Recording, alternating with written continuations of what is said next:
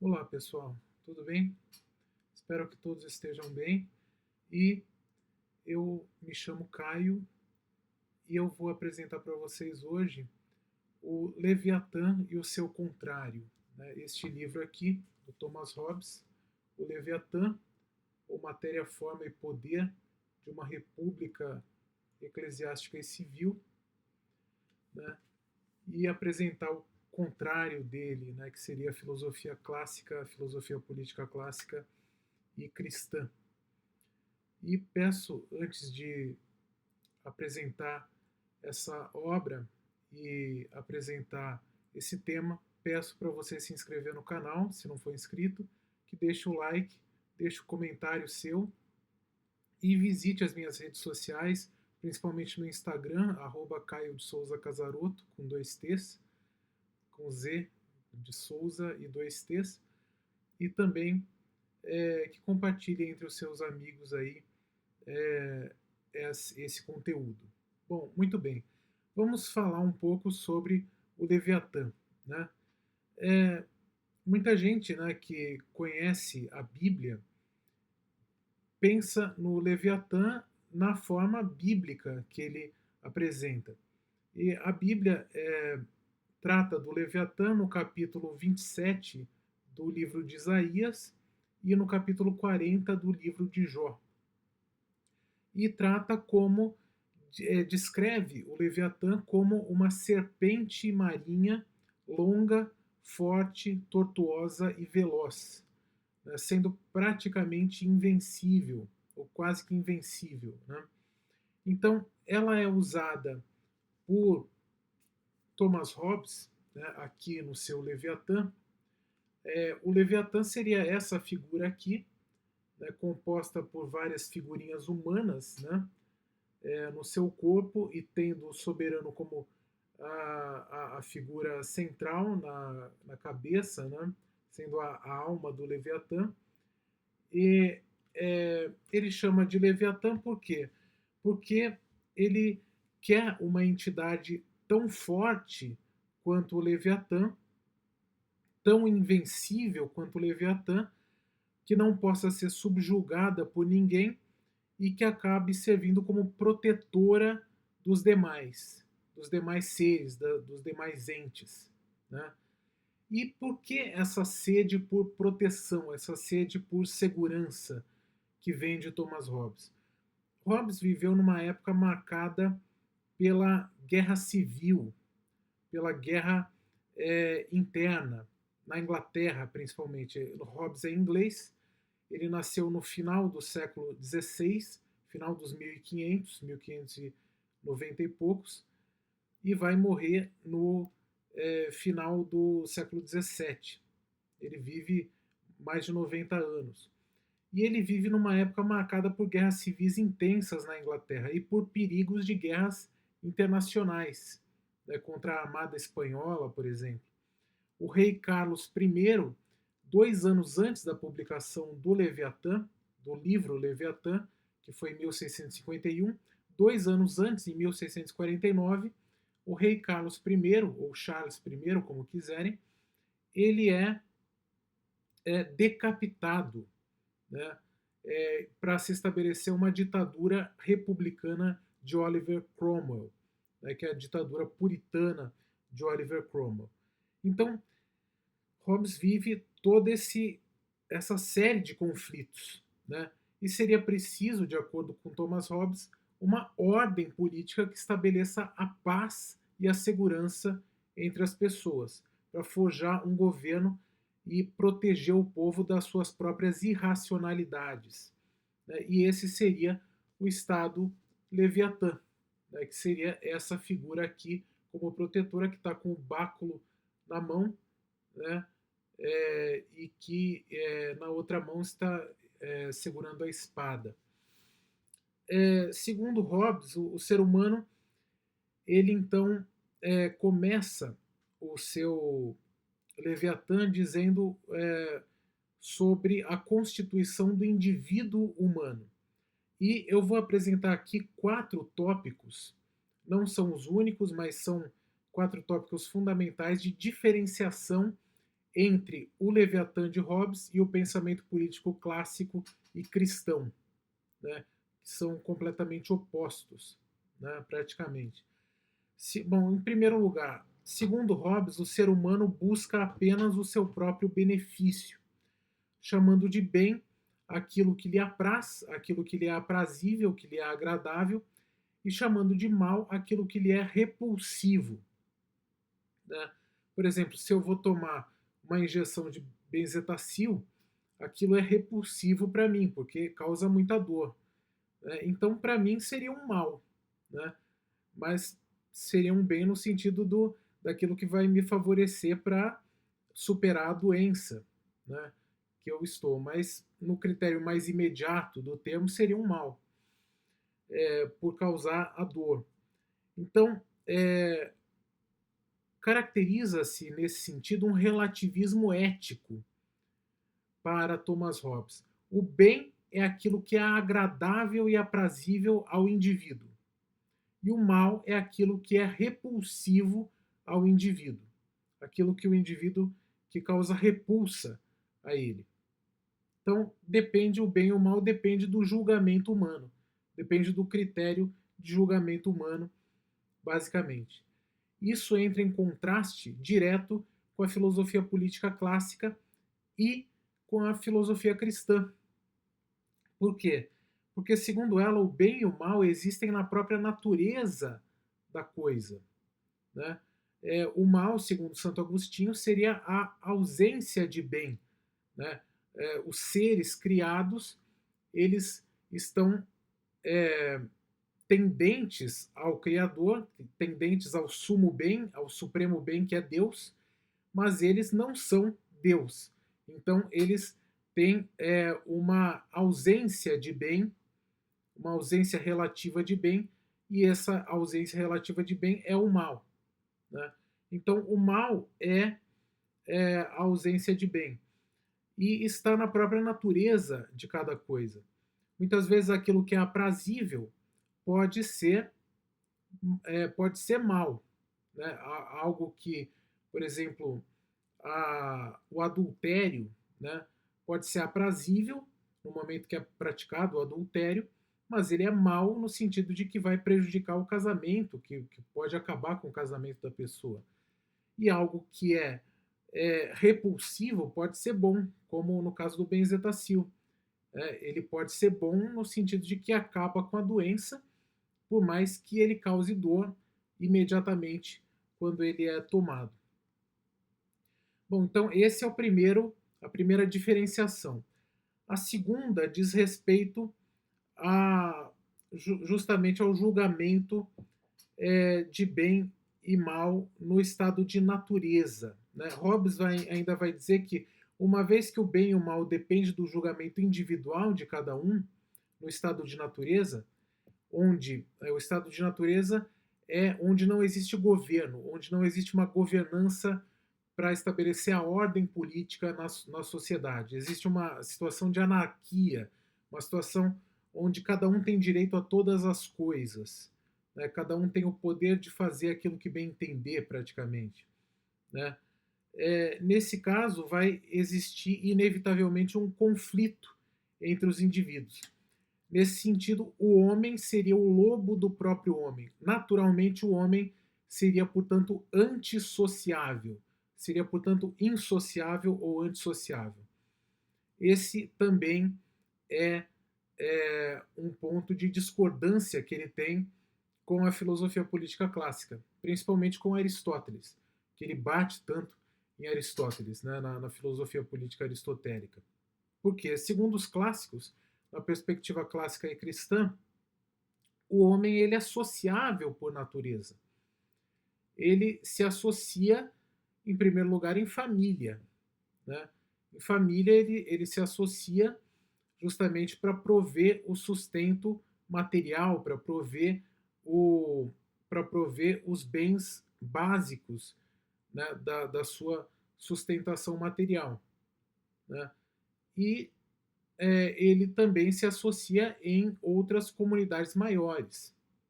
Então, se associa ou em aldeias, ou em tribos, ou também em associações maiores como a comunidade política, que seria a comunidade política algo natural do ser humano. A associação política é uma associação natural do ser humano. Então, a amizade, aqui é que está o ponto, né? A amizade é algo que determina a constituição da sociedade civil. Ou seja, a sociedade civil ela depende da amizade entre os indivíduos que a constituem para que ela possa florescer, né? Então, os filósofos antigos e escolásticos sempre souberam que o vínculo de amizade e de amor ao próximo, desde Santo Agostinho e também Aristóteles já dizia isso, né, da questão da amizade, é aquilo que funda a sociedade civil, né? É aquilo que vai fundar a sociedade civil, e o homem é um animal, portanto, sociável ou social por natureza. E para a sobrevivência ele depende de outros seres humanos. Na própria família ele depende de outros seres humanos para sobreviver.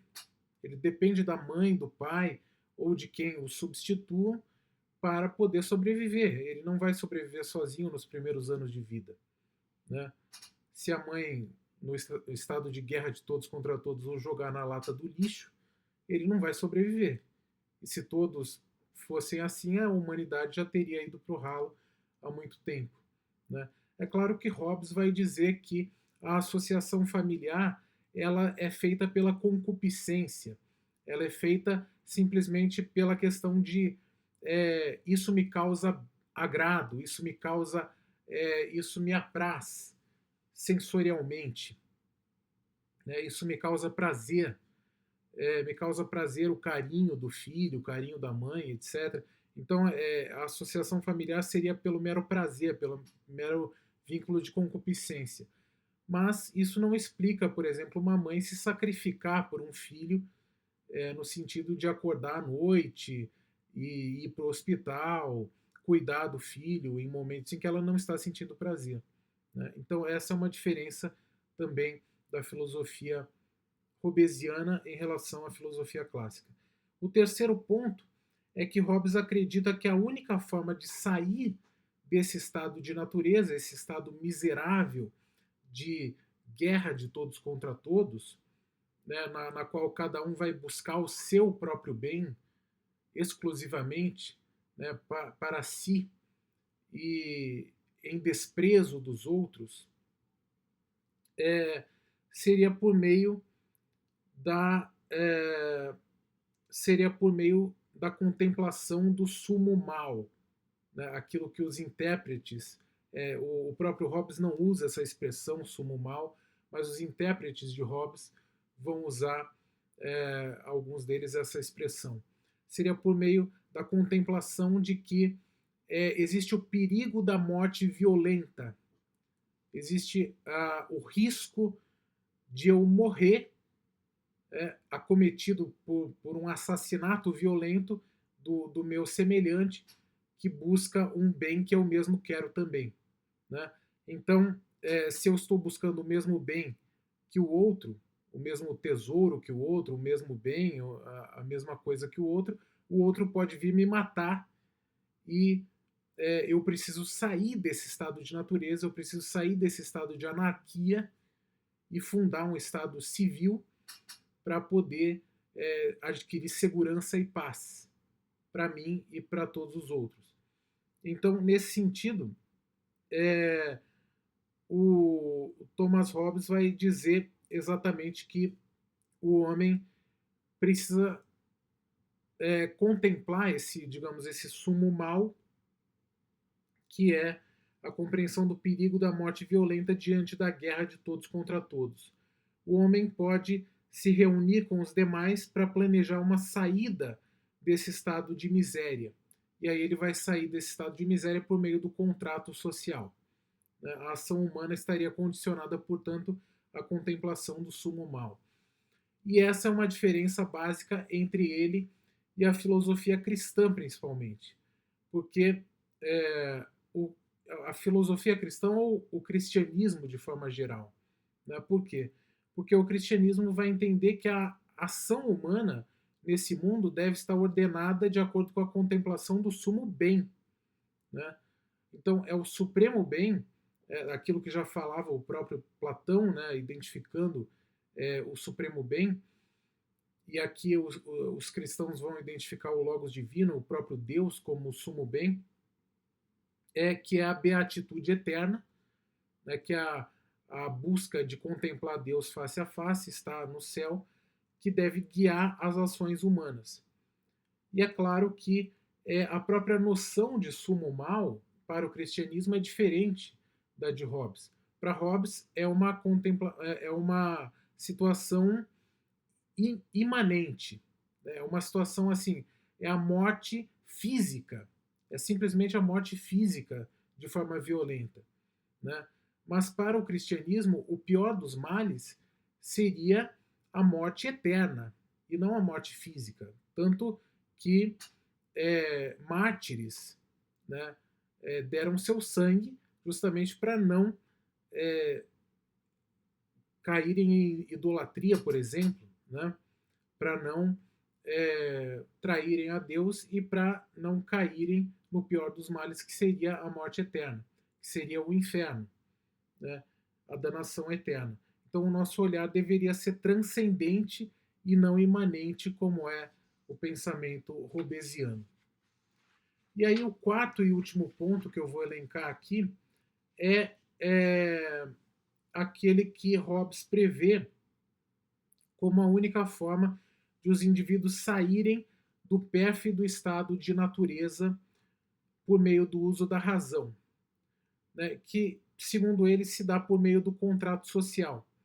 Cada um dos indivíduos concorda em dispor do seu direito a todas as coisas, do seu poder e do seu direito a todas as coisas, em prol de um ente artificial, em prol do soberano que será criado, conquanto que os demais façam o mesmo, conquanto que as demais pessoas também possam dispor do direito a todas as coisas. E isso vai ser assegurado por meio da espada, por meio da força física que vai possuir o soberano.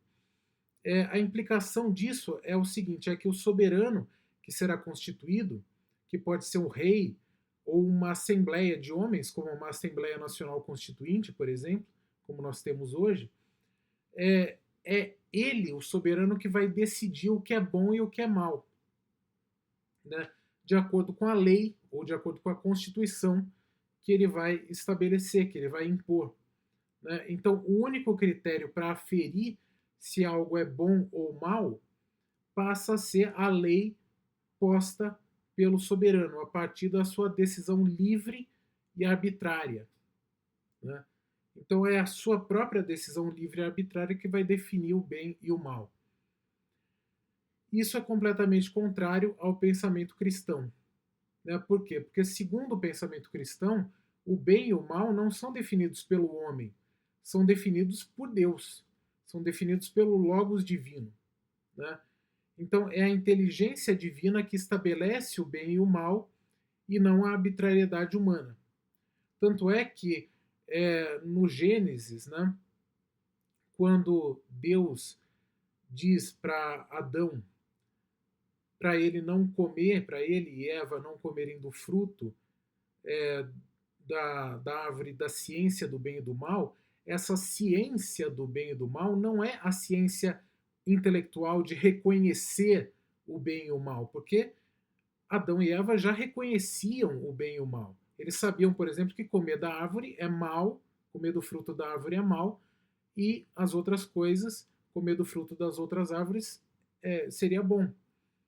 Então, o reconhecimento intelectual eles já tinham.